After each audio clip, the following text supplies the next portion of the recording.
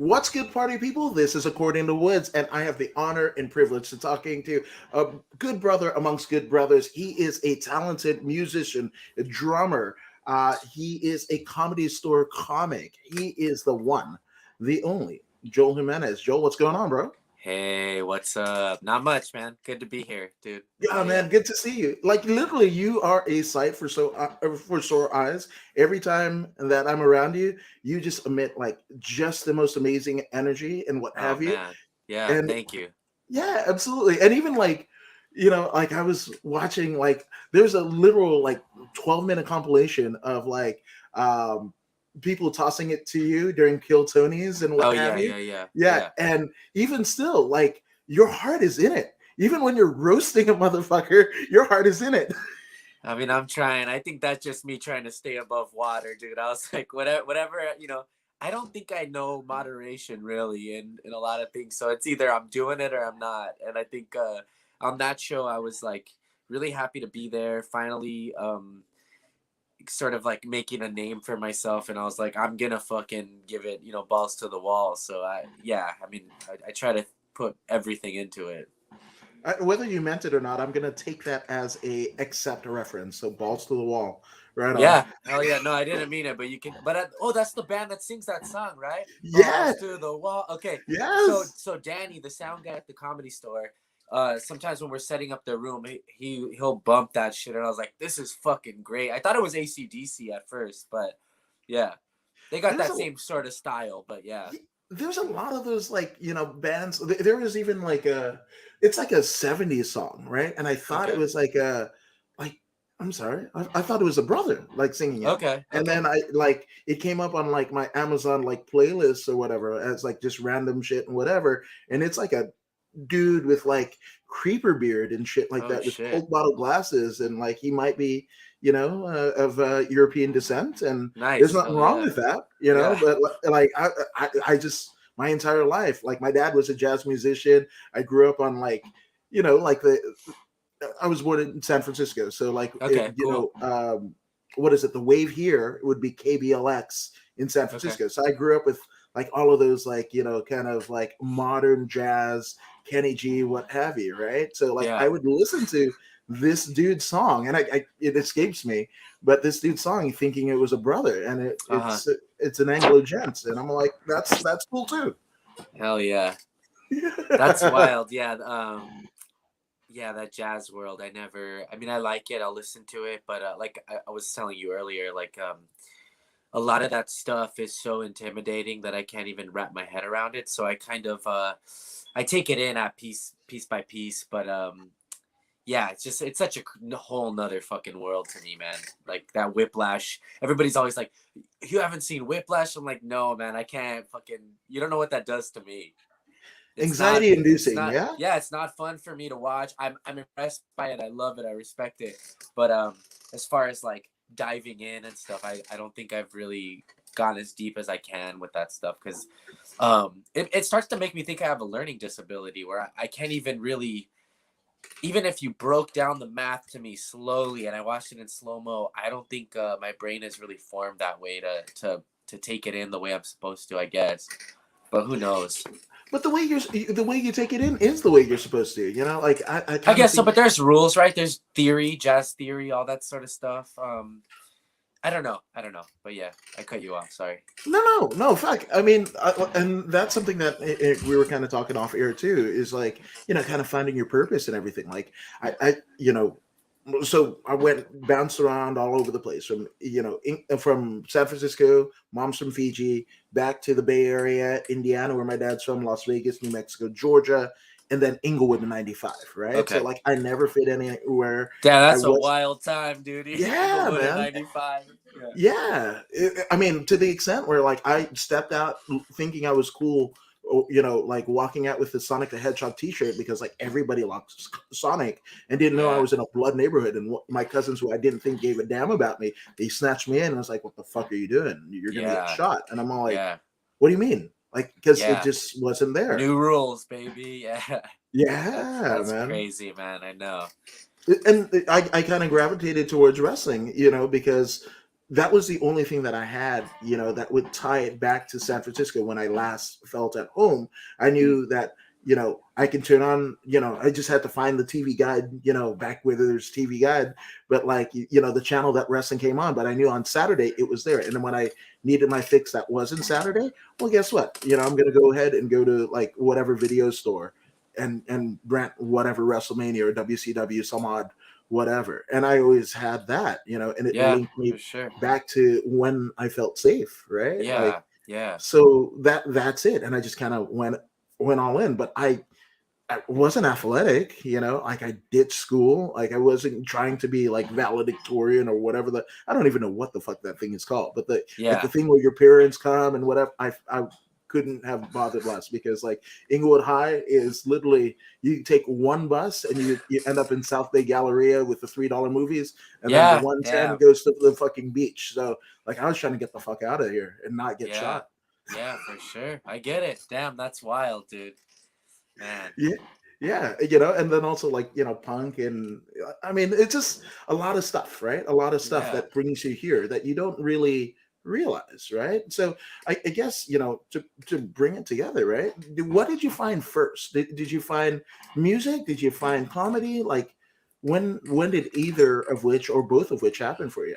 I think I look back at my childhood and I think I was always sort of I wanted to act as a kid and I was are you still there? Yeah, I'm here. Oh, okay, okay, gotcha. My screen switched to just me, but Yeah, that's it's me. okay. Scared Moderately me. producing. Okay, cool. All right, then I won't freak out about it. I was really into In Living Color had a huge influence on my life, and uh, not until now, being this deep in the comedy game, did I look back and go like, wow, that really fucking like did it for me. We didn't really watch. I wasn't really into SNL.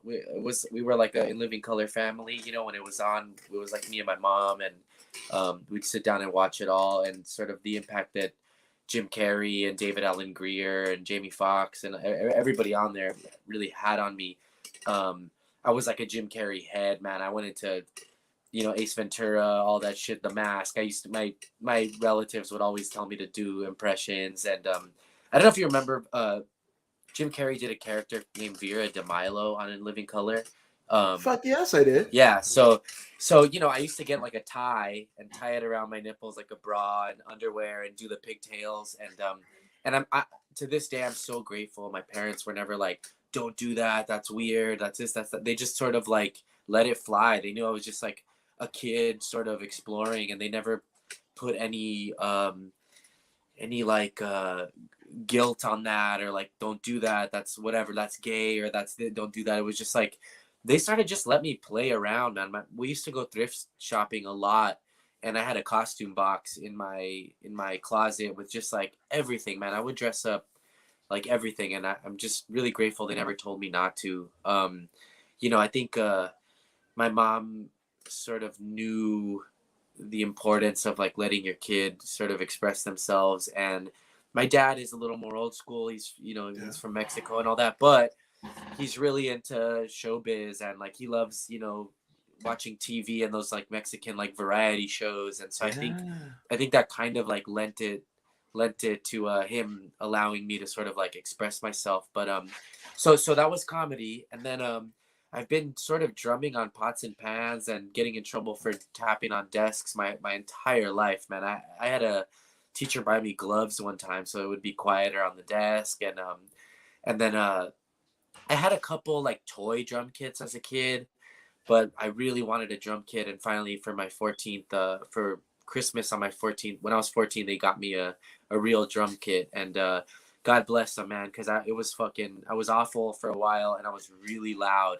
And we'd play in my garage. And now I like look back and cringe by like how turned up we were. And my mom would bake brownies and cookies and stuff for the neighbors so that they wouldn't like call the cops and shit like that. So then I just got deep into music. I was lucky enough to grow up around other musicians in my high school. I know that that's not everybody has that. Usually you have like one friend maybe, but I was around multiple guitar players and uh, bass players, and all, drummers were a little like harder to find. I was maybe one of three that I knew in my high school that were like actually like pursuing it. Um, and lucky enough to be friends with a bass player who was really good. I think bass. Oh, actually, I knew two bass players that were good. Because those are a little harder to find. You know, Yeah. guitar players are around. You know, the good Right. ones are hard to find, but for the most part, guitar dime a dozen. But yeah, that was just sort of the universe swirling and me ending up in the right place at the right time with these people. Um, Actually, I knew more than two bass, but maybe three. You know, but yeah, so I did that. Then I dropped out of high school in the 10th grade, and and so I never got to do like the drama program or acting or anything like that. So I just kind of threw myself head on into music, and would not go to school but meet up with these other guys when they got out of school. And my buddy, me and my friend both had places we could practice where we had stuff set up, and so I just kind of threw myself into that. Man, that was like the goal. I was like, I'm gonna be a drummer, a punk rock drummer. This is what it is.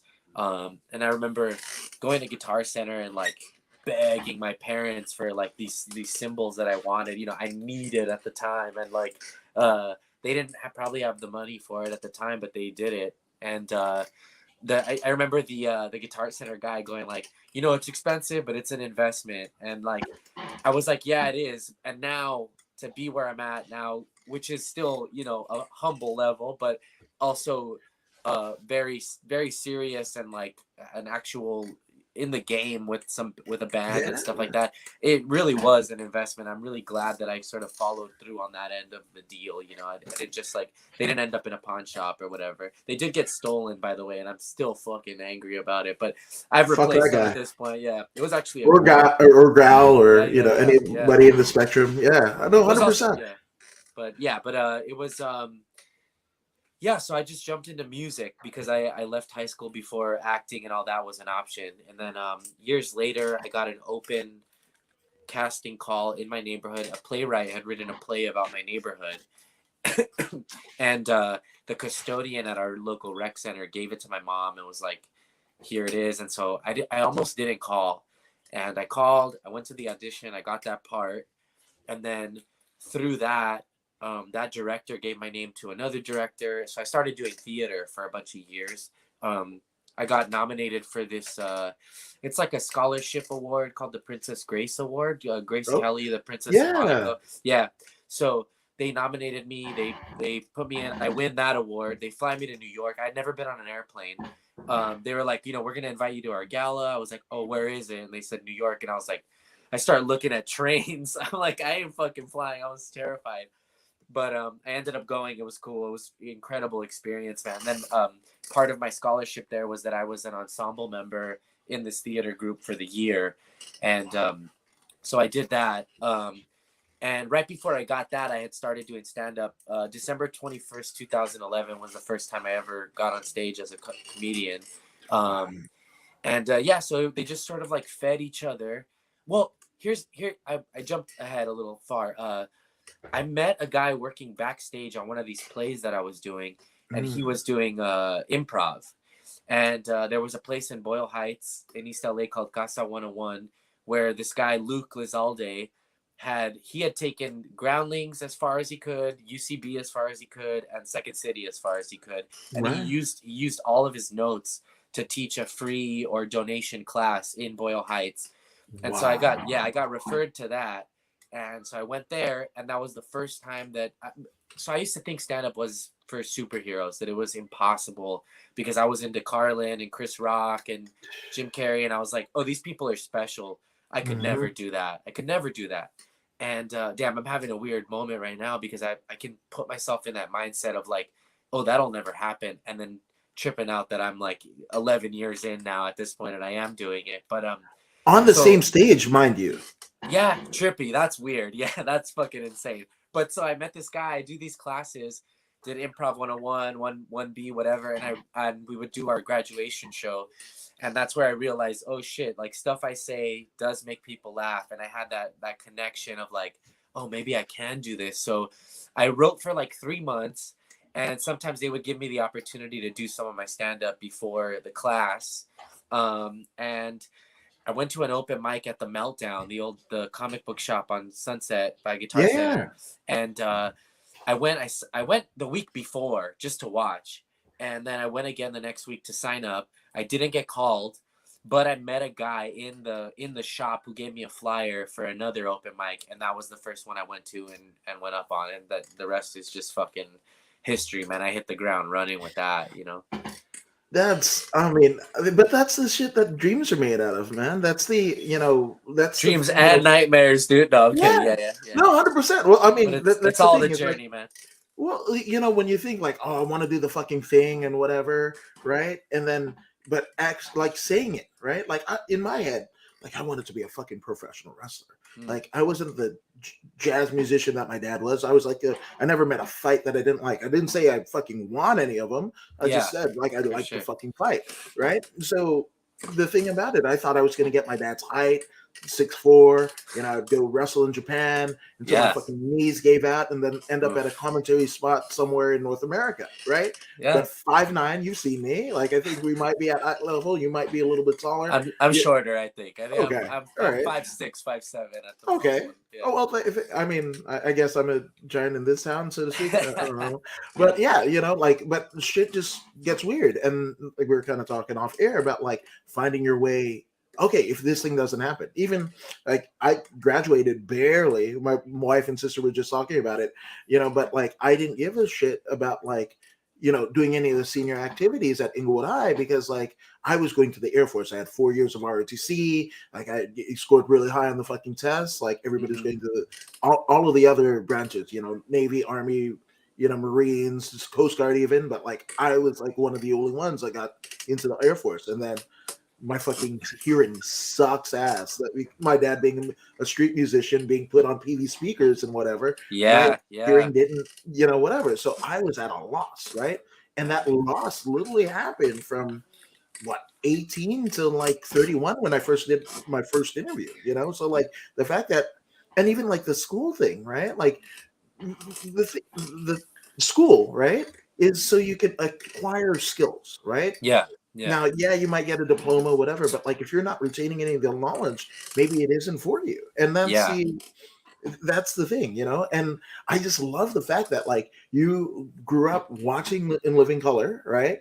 Your dad watching the like the Spanish language variety shows. And like one of my favorite bits of all time is Tommy Davidson's fucking Sabado Gigante fucking bit. Oh yeah, yeah, yeah. Yeah, man. That's great. What do you got in your exactly wallet? Ice cream sandwich, like that shit. Yeah. And being there, like, and I mean, like when I was a kid, like fucking anything wrestling, right? So I'd watch Lucha Libre, but before there'd be like Sabado Gigante. I'm like, what?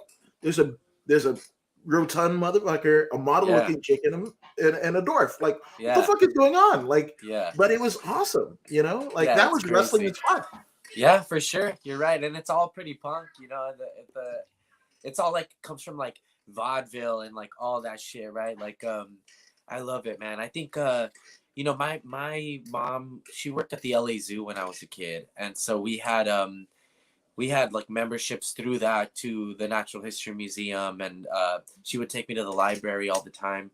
And so my whole life she kind of stressed like self-learning and like going after it and like digging, and I think that I had so much fun with the ways that she was teaching me to learn and teaching me and taking me these cool places that when I got to school and they're like, open your book to page whatever, I was like, this is snooze fest, man. This is bullshit. Like I'm out here like looking at, rocks and gems and, dinosaur fucking skeletons and shit like that. And the school just fucking bored me to death, man.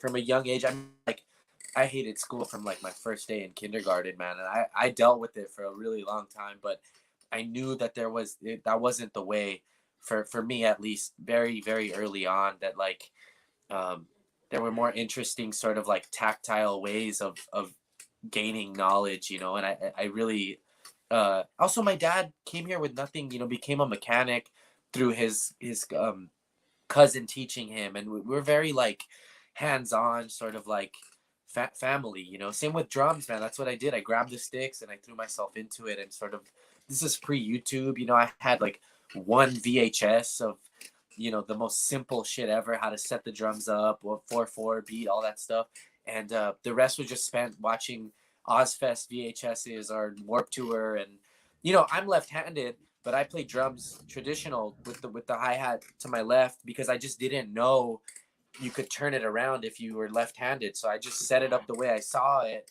and started playing like that. And to this day, it has caused some weird issues as far as like my all my accents are with my left hand, so getting around the kit can be a little bit tough. But Ringo Starr was also the same, and I think Yeah. it created sort of these cool fills that we have to do to make it work. But yeah, it was all just like that, man. I don't know. Yeah, I'm rambling.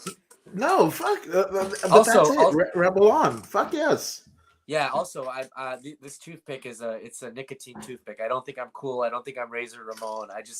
I quit drinking like 5 months ago almost. So nicotine's the only vice that I have right now. Sometimes weed, sometimes mushrooms. Anyway, I'm not promoting it. I But mean, actually, that's kind of like the way that I met you. And speaking of oh, you're BCW right. Worldwide, Adam is man. Now you're the man, and Joel's the man. But I appreciate that. No, I mean I guess I can tell the story Yeah, is like please. Yeah, of you were course. I you love were kind of hearing a about lapsed these. wrestling fan, right? And Yeah, the good brother Eddie Torres of Rocket Road Beer Guy podcast, also the Comedy Show Wrestling podcast. yeah. Shout out to that. But introduced us, and you hadn't seen wrestling live in however or even watch Long time. wrestling, Yeah, long right? time. Yeah. And here you are at a GCW Game Changer Wrestling show where there's death matches and Minoru Suzuki slapping the shit out of everyone, and you're viewing it. That, I got that to would be a meet trip him in too. That itself. was But pretty cool, man. yes, but you're doing it on shrooms, which I almost feel like I had to do. What's that? I think I was just drunk that night. I don't think I was Okay, on mushrooms. That would have been fun though. Maybe I'll do that next time. I'm still okay next with time. that. Hey, Yeah, Mania's coming up, bro. So you got your yeah, chance. yeah. I was fucking hammered, dude. I think we drank before and then obviously inside, and I was just like really enjoying the energy in that place, man. It was, there was a point where I was like sitting on one of the banisters in the back, and I was like looking around and like really, I was like, oh wow, I'm like, I felt my LA ness. I was like, oh, this is such a like LA like thing right now. I'm here. It's underground kind of. It was at the Ukrainian hall, and yeah, it was just so cool, man. I had a really good time there, dude. And that's the thing. Like it was infectious because like I had pretty much like I dug deathmatch wrestling when I was like, like an angsty teen, and Yeah, like I was an XPW guy. yeah, same man. Like I mean, funny enough, Chris Kloss has been on the pod. That's another good brother. But I was just like when I met him, I was like, oh fuck, like you're the guy. Like you and Larry Rivera was the fucking talking about the LA Sports Arena or Pico Yeah, Rivera.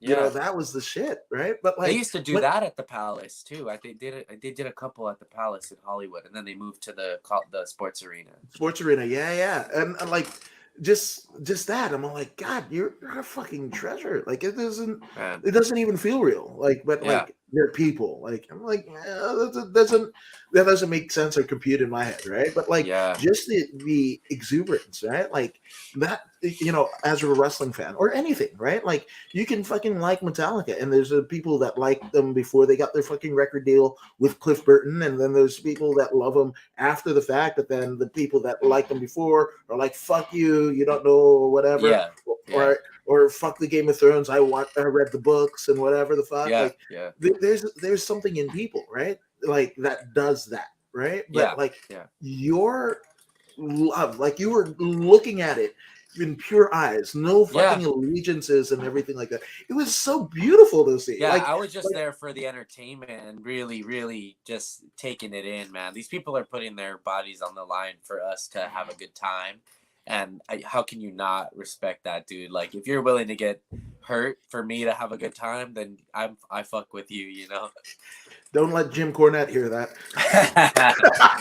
Who is that? Who is that? Is that somebody that fucking... Oh yeah, he's an old time like if you remember like during the 90s, like the new I know the generation name, of, but okay. yeah, like he's the one who managed Bret Hart, no, I mean Owen Hart and Yokozuna.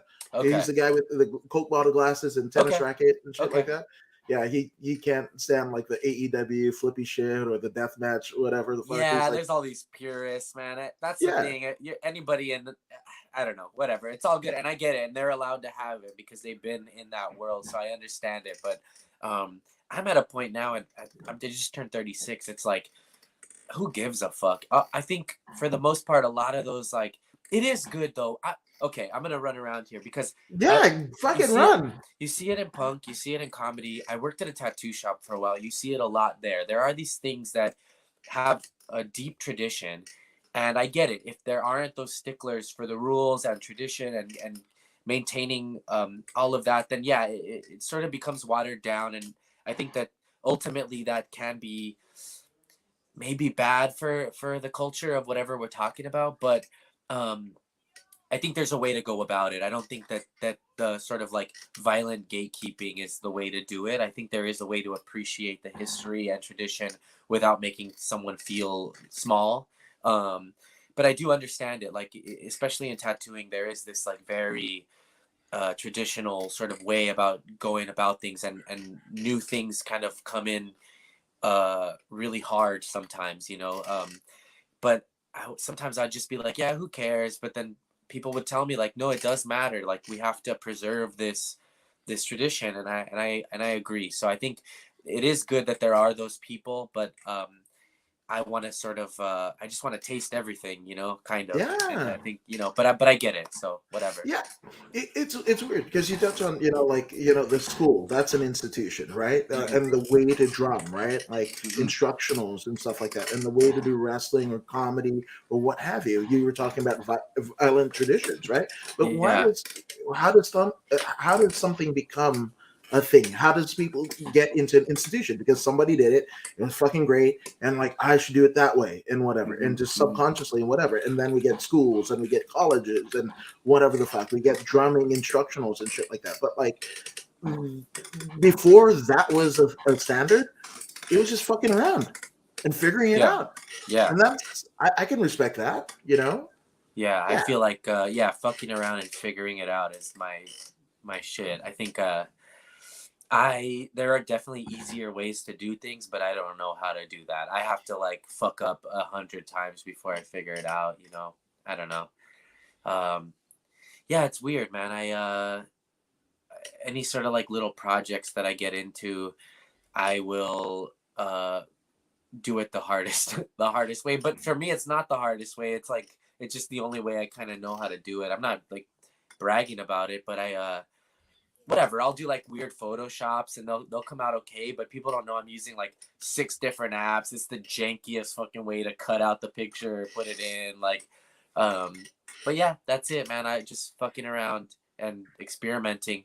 My band just played a show a couple days ago, and I was watching these videos, and I still feel sometimes like I don't know what I'm doing as far as like tuning drums and stuff goes. But I was watching this video and I was like, oh man, like sounds pretty fucking good. Like just for the time I've put in and being around drums and knowing it, I finally had to like tell myself like, oh, I think I can tune these drums for what it is that I'm doing.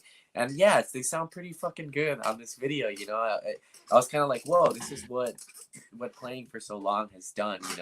I sometimes think like I've been doing the same thing for so long, but it's gone through evolutions for sure. Yeah, and I think maturity happens with that, right? Mm. Like because the shit that you didn't dig at 17, you come back around at 30 and whatever, and it's like, oh fuck, like and I almost like to use another Cornettism, right? Cornette was talking about basically being around Bill Watts in Mid South and everything like that, and he was talking about like Bill Watts saying like, hey, Cornette, I used to think you're a fucking dumbass, but I've met so many fucking dumbasses since I met you. You've moved up the ladder without doing anything. Hell yeah. And that's it. Like you look Damn, at dude. music and the fucking shit that you hated like 10, 15 years ago sounds great because some of the shit like today, and not to be like soapboxy and or whatever, Yeah, but yeah. like it's kind of like that. Yeah, for sure. And who knows in 20 years if the stuff that we think is shit today will rise to the top. I'm really struggling and trying to not be that old crotchety guy that's like, these kids music sucks, because it doesn't. There are so many like great young bands, and I'm really trying to never be that guy, like It's like, nah, man, music was better when I was a kid. It's like, was it? Or, of course, the corporate entities will always shove garbage because they're trying to sell. But if you look within those things, and also some of those bands that they're pushing are also great. They just got that was their chance to get out there and be heard. Mm-hmm. Um, but yeah, man, yeah, I'm trying to dive into some of these young bands now and try not to be that guy. But so we'll see. Time will tell. And again, with the energy, do you know the band Turnstile? The one that's touring with Blink 182 in the big fucking stadium show, Yes, right? yeah. So they were for a little while. I was like, oh man, like I got the hype and all that. But then when I finally sat and listened to it, Eddie played it for me for the first time, I think. Him or my buddy Chappelle, and I was like, damn, this is fucking good, man. And I immediately like jumped into it, and then saw some of their live shows, and I was like, wow, man, they're fucking going for it. Like, it's I don't know, they're great. So that was one where maybe in the past I would have been like, fuck all this new shit. But I because friends brought it to me, I gave it a chance, and they deserved that chance. They're killing it, man. I dig it, and so for me, right? Like my dad, even though he used synthesizers, so like the way that he did shit, he was a keyboard player and he had a Mm-hmm. saxophone player with a wind synthesizer. They played at Fisherman's Wharf, in the 80s and 90s and what have you, and that like live music is the way that I interpret. Mm-hmm. So like I have this process of like fucking hearing a song on the radio, whatever. Like the 1975 is a good example of that, right? So I'll fucking listen to it on fucking K Rock or whatever, and I'm like, oh, that's cool. Then I'll fucking port it over to YouTube and find a live version of the fucking song or album or whatever the fuck. Yeah, And I'm all like, if it's all live instruments, I'm good. You yeah, put like a fucking, drum track or whatever, and even like, bands like Journey or fucking The Who, right? Like, in fucking fuck it, Baba O'Reilly, right? That's the synth part. They mm-hmm. never play that live. It's just a fucking track that goes on or whatever, right? Mm-hmm. But there has to be more live instruments For sure. before Yeah, whatever. And if I see like a syncopated beat or fucking whatever that like I can't see the person playing, I'm all like, fuck, like no, I can't. Like yeah. it's a sacrilege. So how do you like discover? Like, do you have a process of discovering new bands or new things?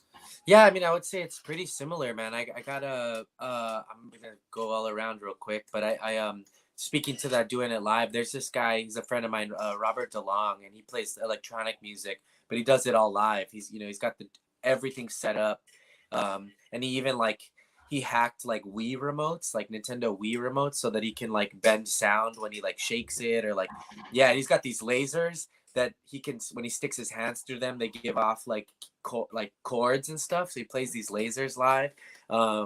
Yeah, I'll send you some of that stuff. Yeah, It's really bro. good, man. Fully I'm live. intrigued. Drum kit up there.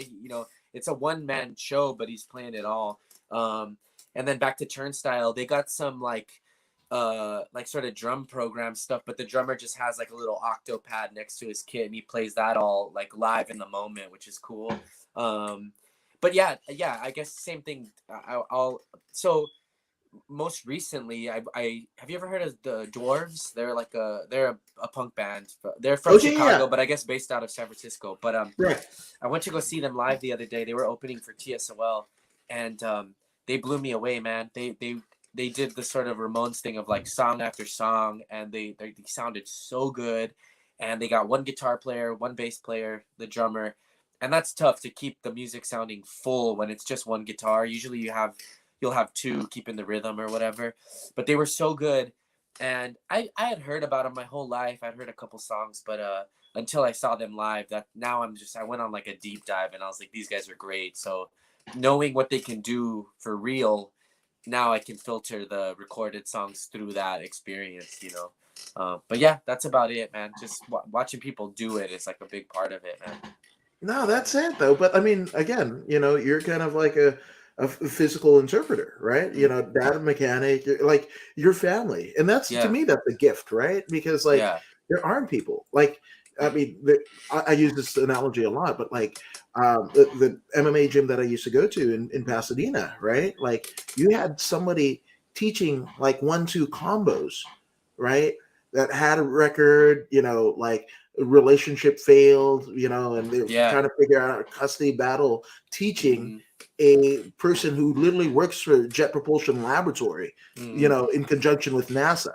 Hmm. And at that moment, they're equal. And For you sure. one would argue, you know, like the person with the not so great background, you know, like on the onset would be the lesser, but no, they're like sensei or Hmm. coach or whatever the fuck. And Man, I those love that. dynamics, yeah, like I dig it, man, because there isn't one way. There should be multiple ways, and the fact that like what like mechanic like well like society has like oh these white collar things are the ones that we should all attain to working Hmm. at fucking McDonald's you know it's like lowbrow or whatever but Yeah. like Yeah. I mean like Northeast LA there's a bunch of people that are college educated flipping fucking burgers because like Yeah. that's a hipster burger spot that is charging $15 for burger and fries with no drink. Yeah. Yeah, dude. It's I like that. I think that that example of like somebody who had a maybe they're just got out of prison and they're teaching somebody who's a fucking white collar guy. That to me, again, going back to that the true human what connects us all, right? It's like no one gives a fuck about your past at that point. You know, you deserve to be around. You have something to contribute, and yeah, I mean it's good. I mean all these like all my punk heroes, man. All these like even like you know old tattooers or people like that that or comics even the maybe a lot of them had not been maybe the greatest people or maybe you know it was a different time and but Mm-hmm. the thing that they've contributed is like almost beyond them and has put some good and put good into the world even though you know maybe they were a little out you know wild back in the day but you know Well, I think that's an American thing, right? Like, mm. you know, and the reason why I say that, like a prison system, and not to get like too deep, right? But No, like, it's whatever, all, it's all good. yeah, it's all like corporate. You can, you know, the if you know somebody in prison, that prison usually has a fucking stop ticker on the Wall Street, you know, fucking whatever, right? Uh-huh. So the thing about it is like when you watch like viral videos on like social media, whatever, of like you know 300 Thai dudes right? Fucking, you know, doing a dance to Thriller in unison, right? Uh-huh. Like there's a rehab. There's a rehab. Like you could have had the you know, like the fucking worst fucking shit, you know, murder killing, and but like there's no like there's an atonement that happens there, right? Yeah, Where yeah. in the U.S., unfortunately, like you're branded, like you're a fucking criminal. Fuck you, whatever. But I'm trying to get a job. Like well, like oh, we're not gonna fucking hire you. Okay, then Hmm. well, I'm gonna go back to what I know, and It's a then that's cycle. lowbrow. Yeah, and it's just like we create the monsters that we fear. I feel Of right, course, yeah, right. man. I think a But lot we of it is also yeah. but we also love a redemption story, right? Like that's why Rocky is awesome. Like we love when people do it right, but then like it's like an internal battle as a society that we kind of fucking have, man.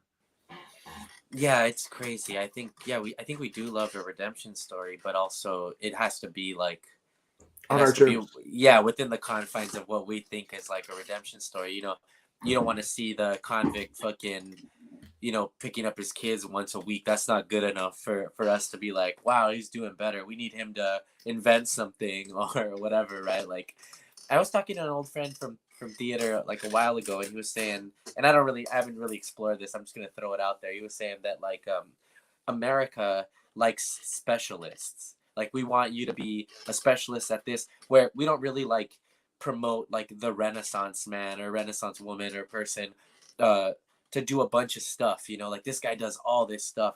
Um, Sometimes we do like within entertainment, but for the most part, we want like a rocket scientist or you got to do this or that. And I don't know how much. I do a lot of things pretty good, but I don't know if I do one thing great, you know. But and I needed the freedom to be able to be like, yeah, I got a sword here, here, here, here, and I'm ready to pull whichever one I need at any moment.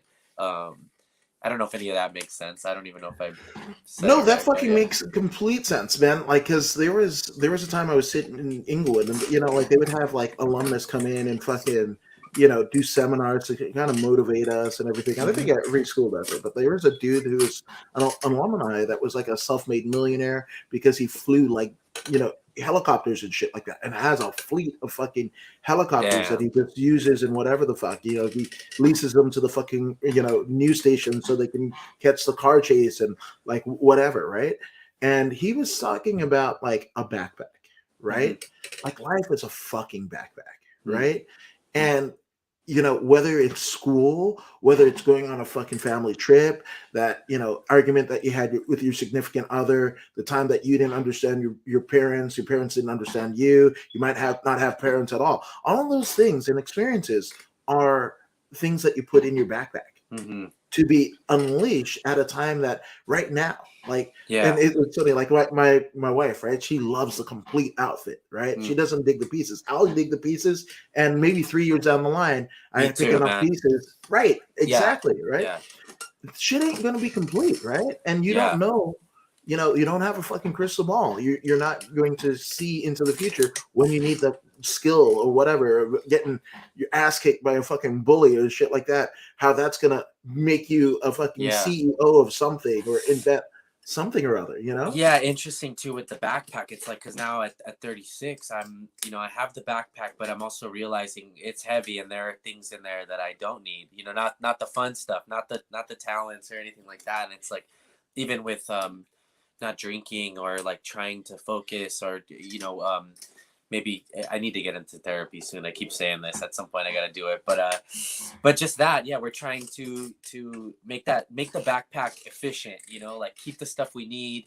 It'd be like going out on a hike. For the Appalachian or whatever. It's like you need these bars, you need this water, this that. Anything else you literally can't take with you because it'll make your journey harder. And I'm at the point now at this age to trying or at least beginning the process of getting those things out of the backpack that I don't need so that I can like run with it instead of like jog slowly make my way up the hill.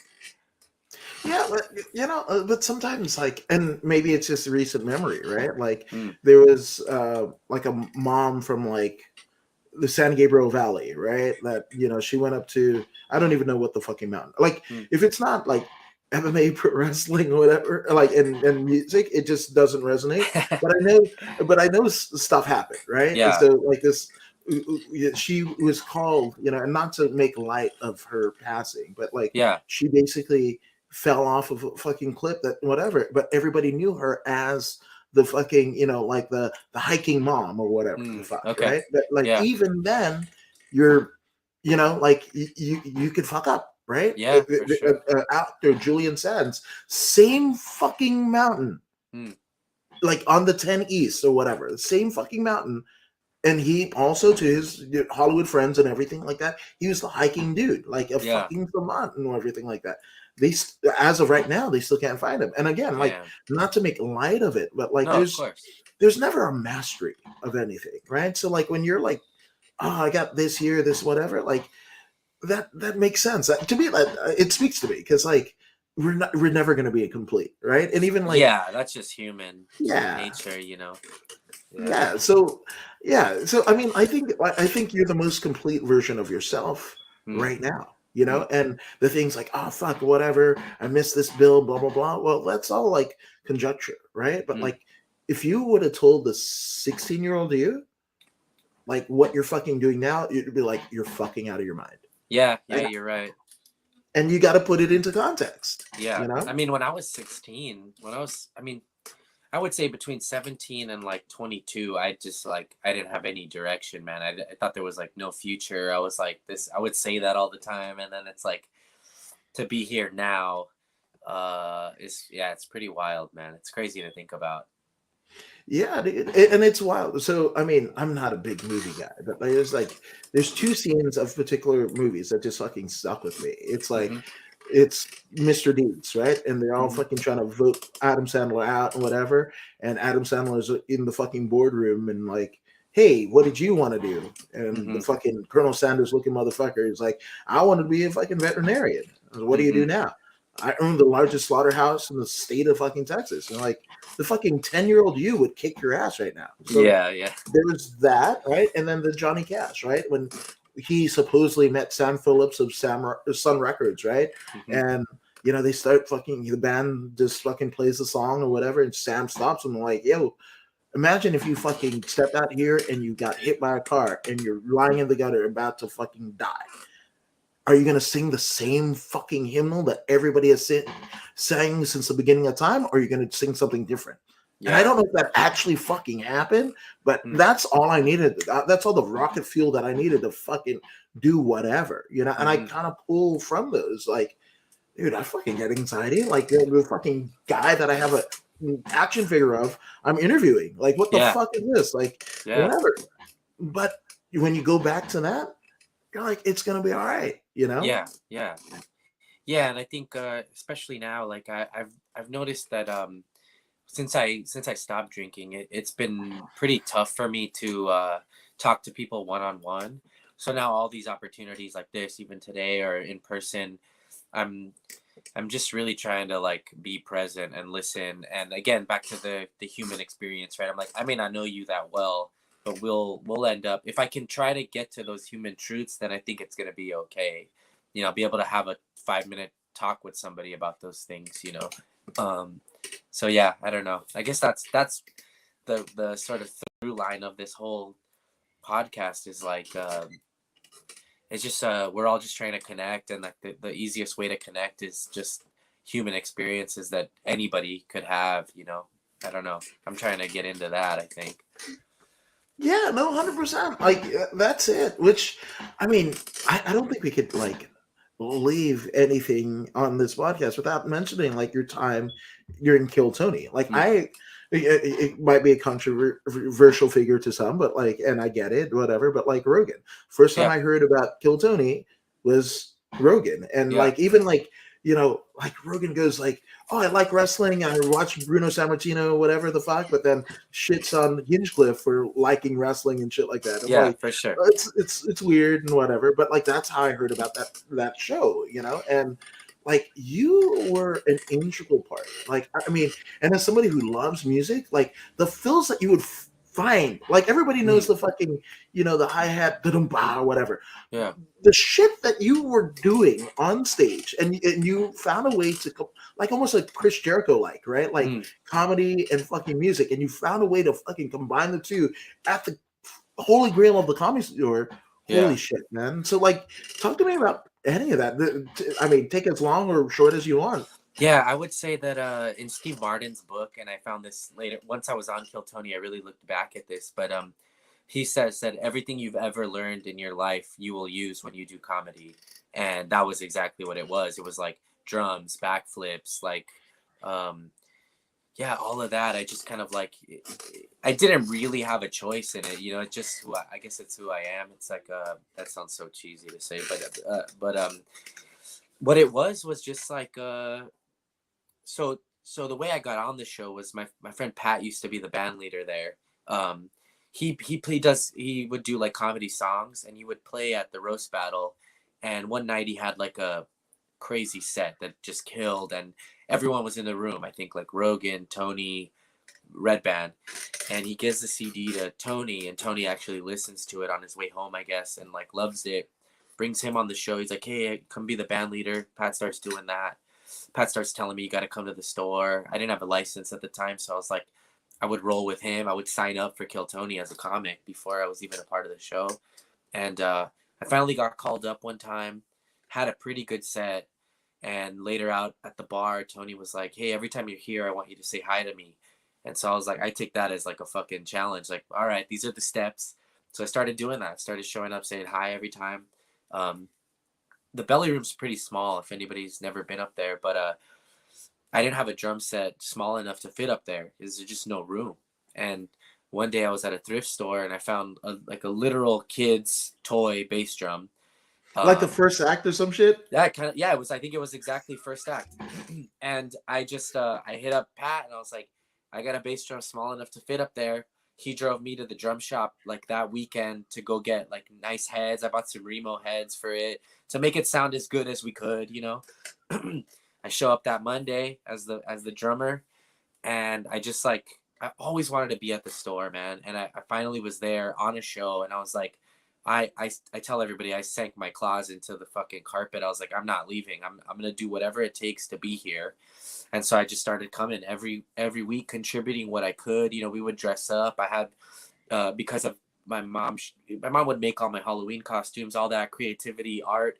I had a little bit of knowledge in putting costumes together, all that sort of stuff, because I had my costume box too as a kid, and I just I just tried to contribute as much as I could and drive around town and find these pieces that we needed, um, and then I just started like I would like feed jokes to Pat because I would see him doing little one-liners, and I started feeding him kind of jokes from the drum kit. But what would happen was because I would so much time would move on from me thinking of it, getting it to Pat, him getting it out. Also, it being my voice more than his. Sometimes the jokes Yeah. wouldn't work for him. So one day, I think he just got fed up with like bombing with my jokes, and he was like, "I think you should say it." And I was like, "All right." So I like got up, said it on the mic, and like shit started working. It was like kind of crazy. And then I think it was like episode 200. They finally gave me my own microphone, and I was like, "All right, this is it. We're in now."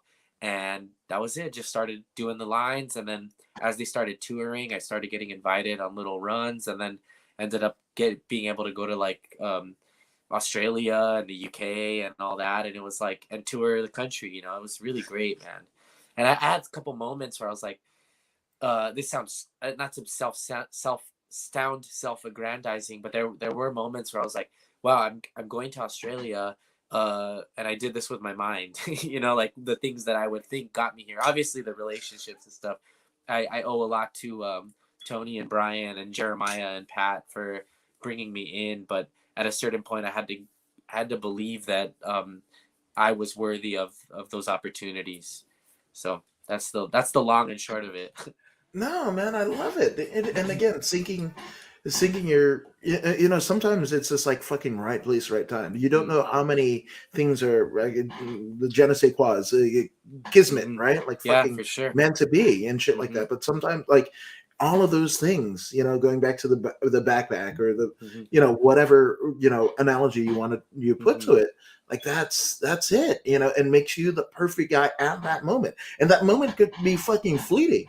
You know what's Whatever. funny? Yeah. Interesting, just to the backpack thing. Remember, Yeah. like it was like a Barney bag where, like, at the moment when I showed up, I thought the backpack was empty, but then things would happen, and I would reach in, and I would have stuff in there, and I was like, oh wait, this bag is like, it's the Barney bag. I got this in there. I got that. I thought it was empty, but it's not.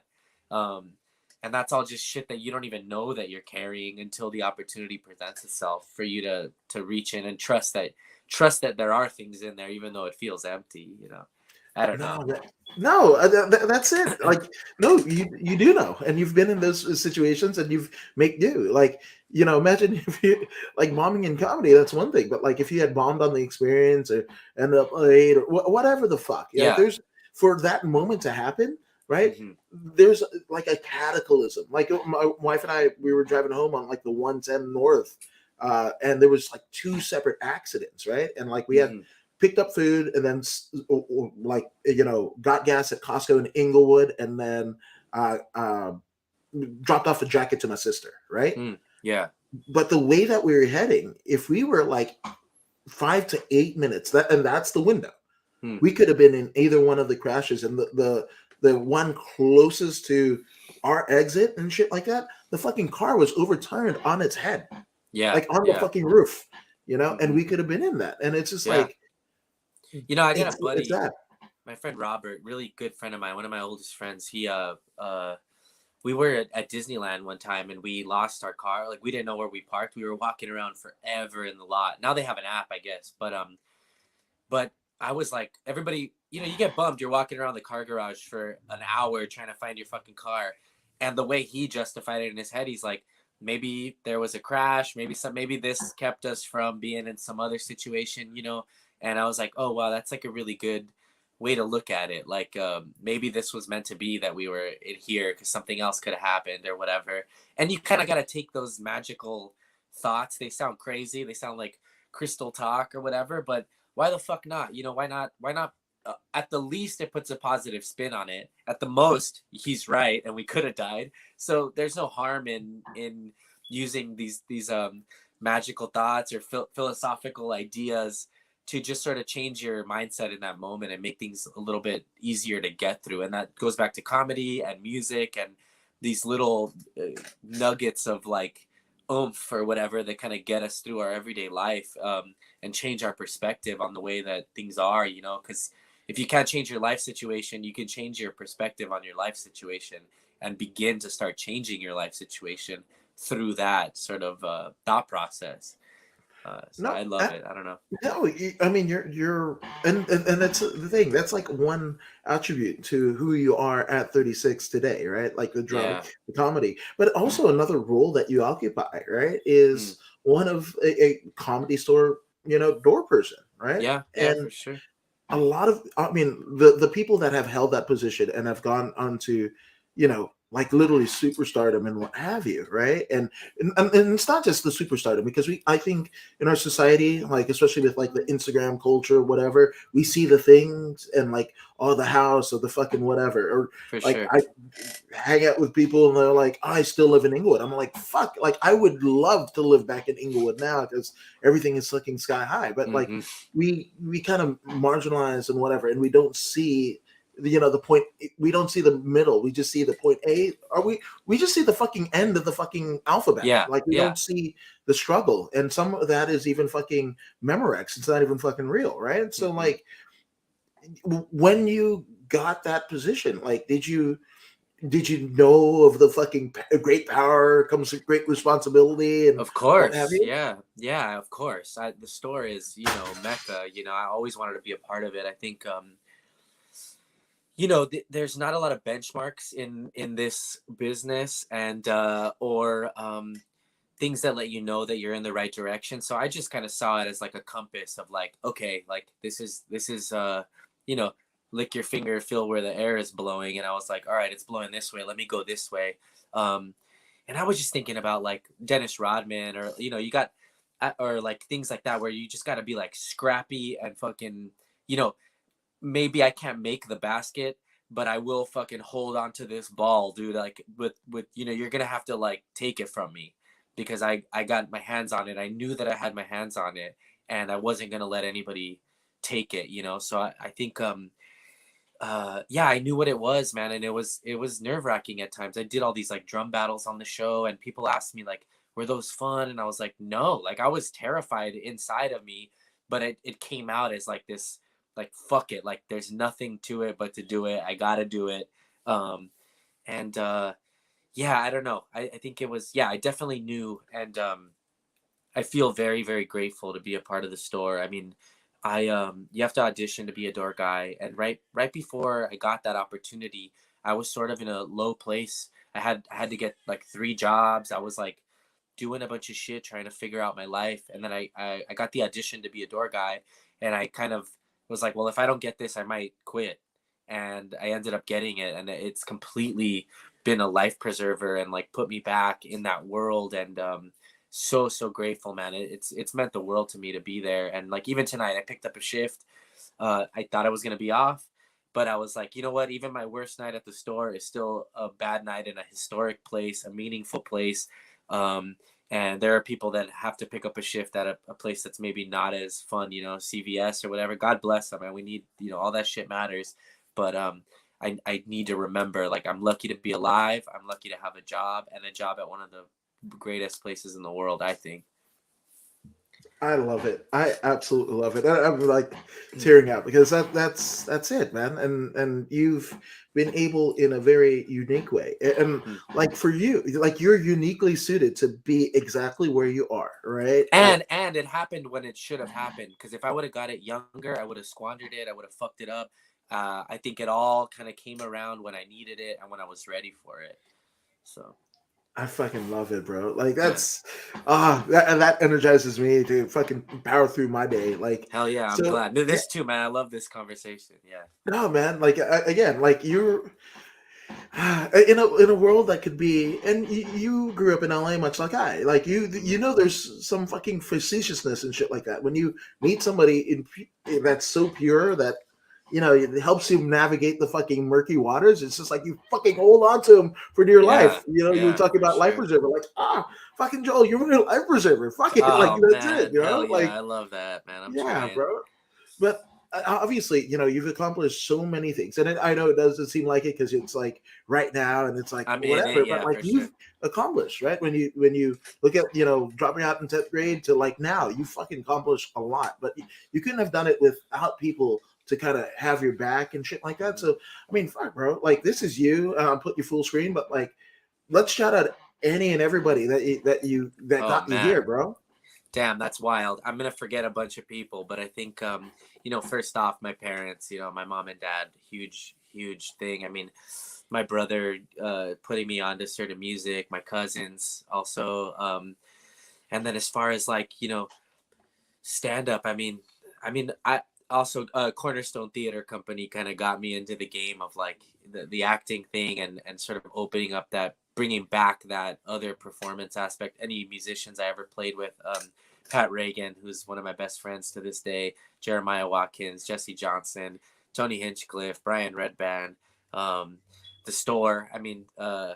All my friends, man. Chappelle Lacey, who's a singer in my band now, who's a great comic. I mean, we have some really good conversations, just friends that I'm able to be vulnerable around and never be judged for anything, and just sort of every punk band, man, Rick Kosick for always sort of like bigging me up and asking me to do that short that he made on me. And man, I'm gonna forget a bunch of people. It's really gonna. Oh, I got a good one.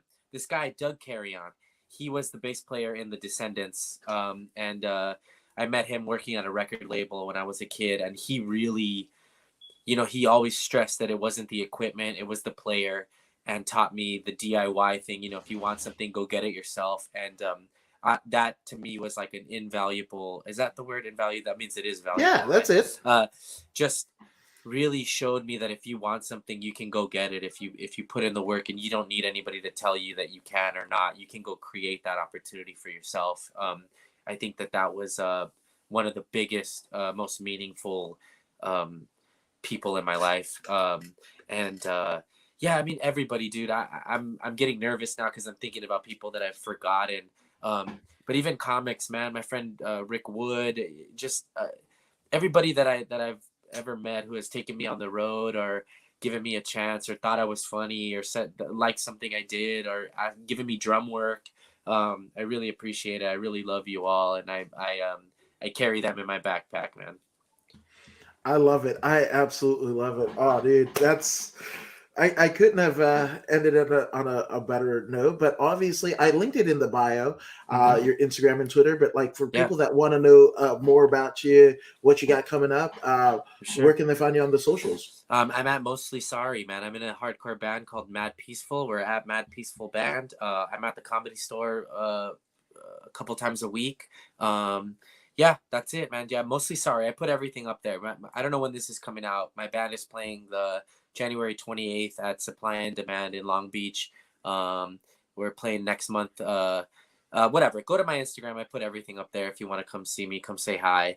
Yeah, that's it. You were saying that you were from San Francisco. I wanted to shout out a guy. His name's hold on, I'm gonna find it real quick because I want to Yeah, make go sure I get ahead. all this stuff right. You should try to have him on this show. His name's Harry Henderson. Okay, Yeah, his Instagram is Stumpman34GK. He is with a the one leg wrestler, right? yes, he's a pro We're friends wrestler. on Facebook. Okay, perfect. I Yeah, need to but I hit him just up. thought that would be perfect for you because I mean, talk about adversity and people telling you can't do a certain thing and fucking going. He's into punk.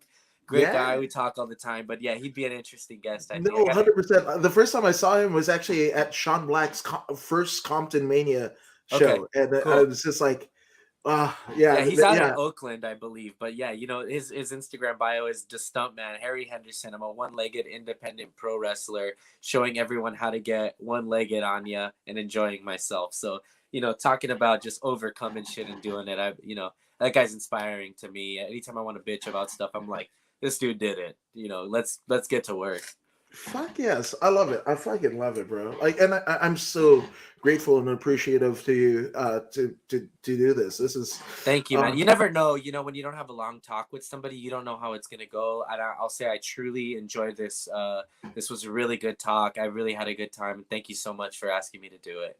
Oh man, the pleasure is all mine, and I think we might, just do some check-ins, and like whenever Yeah, you have time, we'll fucking do some shit, like yeah. and I'll see review you at some the shit store, and man. all We'll be that. around. Hell yeah. Hell yes, bro. And again, none of this would be possible if not for you guys. So thank you for chiming in on Facebook, YouTube, Twitch, and Instagram. Like, you guys are the fucking man. But if you haven't, go ahead and go subscribe to According to Woods, literally across the board. Just put it in the Google machine and you'll fucking find it. But go Shout ahead out and to Eddie subscribe. Torres too. Eddie Hell yes, Torres. fucking that's a good brother. Rock and Roll Yeah. Beer Guy and Comedy Store Wrestling Podcast Oh for yeah. life. There you Hell go. yeah. Let's shout that shit out. But go ahead and subscribe to the podcast. I mean, Joel, you're subscribed to the podcast, aren't you? Yeah, I believe so. Yeah, on Instagram. Hell yes. Maybe I So gotta do all the other things. I'll do it today. hell yeah, and I'm gonna do the same. Which I kind of already did. Doing the Okay. research on you. Hell yeah. But if you don't believe me, and that's a ringing endorsement, to go ahead and subscribe. You don't believe Joel, and I don't know why you wouldn't. Well, here's pro wrestler Zeta Zhang to help convince you. Hey, this is Zeta Zhang. Make sure you